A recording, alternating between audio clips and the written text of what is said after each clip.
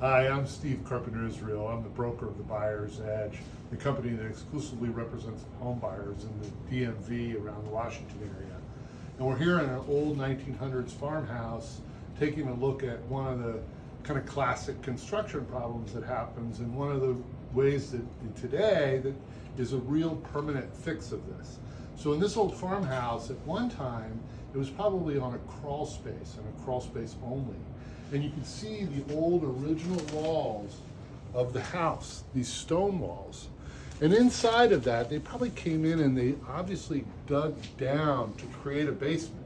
It's too bad they didn't go another 1.5 feet further, because they really don't have much of a basement space. It's really a great storage space, but it was always wet because the water was seeping through the walls. And they had even gone to extraordinary expense to build a cement block wall and a footing inside the old stone walls, but they never really resolved the water problem.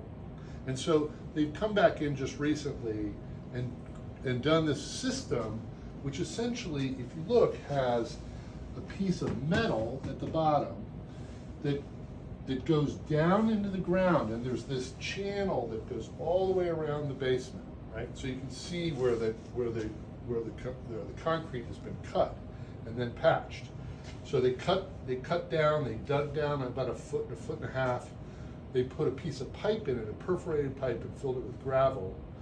And then they have this system, which is this plastic, heavy-duty kind of plastic that's reinforced with material in it, that comes down the wall, goes behind the metal, and the metal goes down into that trench.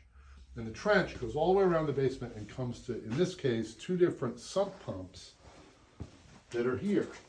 So what happens is that any water that comes down or around the house anywhere that's above, that comes in, this is actually well above the ground outside. But any water that gets up against that wall, they're just effectively, at this point you're like, let it in. So they let it come into the wall, down the wall, into the trench, into the sump pumps. And you get literally you get like a 20 or 30-year guarantee that you'll never have any water in the basement. And what people would do is, if you wanted to finish this basement and drywall it, at this point you would build a wall that was about 6 inches off of this wall, and you could take it up to the ceiling, right, and have a drywall ceiling in here. And you could have insulation behind that wall, and you could cut it back into the windows so that you could completely finish the basement. And behind that finished structure, you'd have a totally waterproof wall.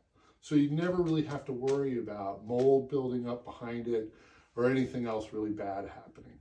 And the only issue is you have to keep track of the sump pumps and make sure that they're still working.